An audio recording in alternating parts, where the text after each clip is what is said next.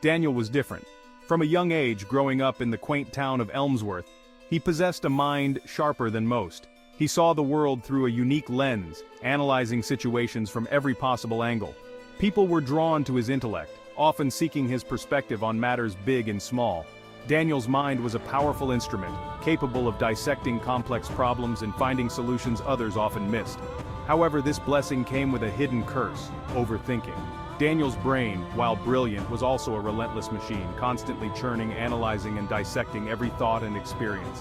What began as a strength slowly morphed into a weakness, casting a long shadow over his life. Simple decisions became agonizing dilemmas, and everyday situations transformed into complex puzzles he felt compelled to solve. Little did Daniel know that his greatest strength was also his greatest adversary. He was trapped in a prison of his own making, the bars forged from his relentless overthinking. Life, for Daniel, was a constant battle against the relentless churn of his own mind. He yearned for peace, for a moment of quiet amidst the storm of his thoughts.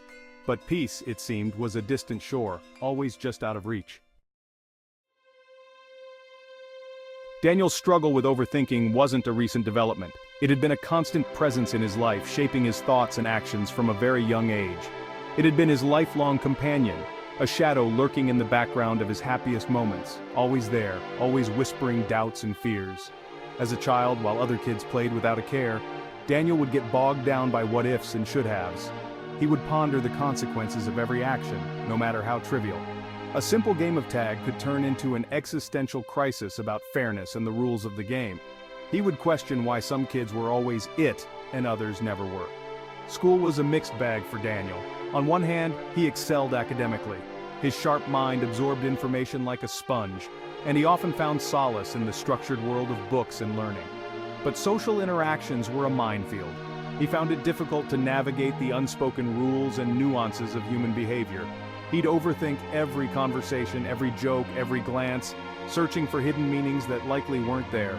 This constant analysis left him exhausted and anxious. He longed for the easy camaraderie of his peers, but his overthinking mind kept him on the periphery, a detached observer rather than an active participant. He watched from the sidelines, yearning to join in but feeling unable to. As Daniel grew older, the stakes became higher and the consequences of his overthinking grew more significant. The pressure to succeed and fit in intensified. Job interviews became excruciating exercises in self-doubt. He would replay every question and answer in his mind, convinced he had made a mistake. Dates were fraught with anxiety as he dissected every word and gesture, searching for hidden meanings and signs of rejection. He would spend hours analyzing a single text message. His overthinking mind became a barrier, preventing him from fully experiencing the world and connecting with the people around him. He felt isolated, even in a crowd. Life for Daniel was like watching a movie with the volume turned down low while a loud, discordant orchestra played in his head, drowning out the beauty and simplicity of the world around him. He struggled to focus on the present moment. He knew he needed to find a way to turn down the volume, to silence the noise, but the question was, how? The journey to find peace and clarity seemed daunting, but he was determined to try. Daniel's overthinking mind wasn't confined to his personal life. It seeped into every corner of his existence, blurring the lines between his personal and professional worlds. It bled into his professional life, casting a shadow over his career, making it difficult for him to focus and perform at his best. Daniel was a gifted architect, working for a prestigious firm in the city. His colleagues admired his talent and dedication. His designs were innovative and aesthetically pleasing, a testament to his creative spirit and keen eye for detail. Each project he undertook was a masterpiece in the making. However, his habit of overthinking often stalled his progress. He would get lost in the minutiae, unable to see the bigger picture. One particular project, a high-rise apartment building, became a significant source of stress. The pressure to deliver perfection weighed heavily on him. Daniel's mind became fixated on every minute detail, from the curvature of the balconies to the exact shade of blue for the rooftop pool. He obsessed over elements that others might overlook. He would spend sleepless nights sketching and resketching, convinced that each iteration was flawed, that there was always a better, more perfect design just out of reach. His quest for perfection became an endless cycle. Deadlines loomed, and his colleagues grew increasingly frustrated with his lack of progress. The team's patience was wearing thin. Daniel, we need to finalize these plans. The deadline is next week, and we can't afford any more delays. We need your best work now. Daniel, trapped in his cycle of overthinking, became withdrawn and irritable. His once vibrant personality was overshadowed by stress and anxiety. He knew his behavior was counterproductive, but he couldn't seem to break free from the relentless churn of his thoughts. The more he tried to control them, the more they controlled him. He was drowning in a sea of self-doubt, each wave of anxiety pulling him further under. The pressure was becoming unbearable. The once promising project was on the verge of collapse, a casualty of Daniel's inability to tame his overactive mind. The dream was turning into a nightmare. The joy he once found in his work was replaced by a sense of dread and inadequacy. His passion was being suffocated by his own fears. He was a prisoner in his own mind, the bars made of fear, self-doubt, and the relentless pursuit of an unattainable perfection. The walls were closing in, and he felt trapped with no way out. Even love, the supposed antidote to life's complexities, wasn't immune to the corrosive effects of Daniel's overthinking. His mind, always racing, often turned simple moments into complex puzzles. He loved his wife Sarah dearly.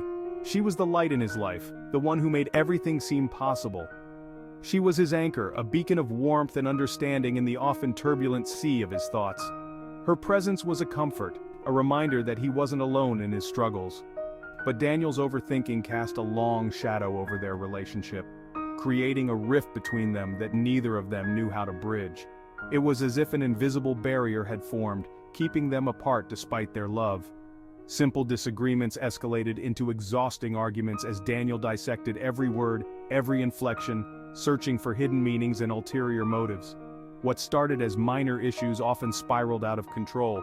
He would replay conversations in his head, convinced that he had said or done something wrong, that he was somehow to blame for the friction between them. His mind was a relentless critic, never allowing him peace. Daniel, I can't keep doing this. It's draining me. Every little thing turns into a huge issue. We can't go on like this. I need you to trust me, to trust us. Without trust, we have nothing. Sarah, patient and loving as she was, tried her best to understand Daniel's struggles, found it increasingly difficult to deal with Daniel's constant need for reassurance and his tendency to overanalyze every aspect of their relationship. It was a heavy burden to bear. She loved him, but she was exhausted from the emotional labor of navigating his intricate web of thoughts and anxieties. The weight of his worries was taking a toll on her. The joy and spontaneity of their relationship slowly eroded, replaced by a sense of obligation and a growing distance. What once was effortless now felt like a chore. They were two people who loved each other deeply, yet seemed unable to find a way to truly connect, separated by the invisible wall of Daniel's overthinking mind. It was a barrier that love alone couldn't seem to break.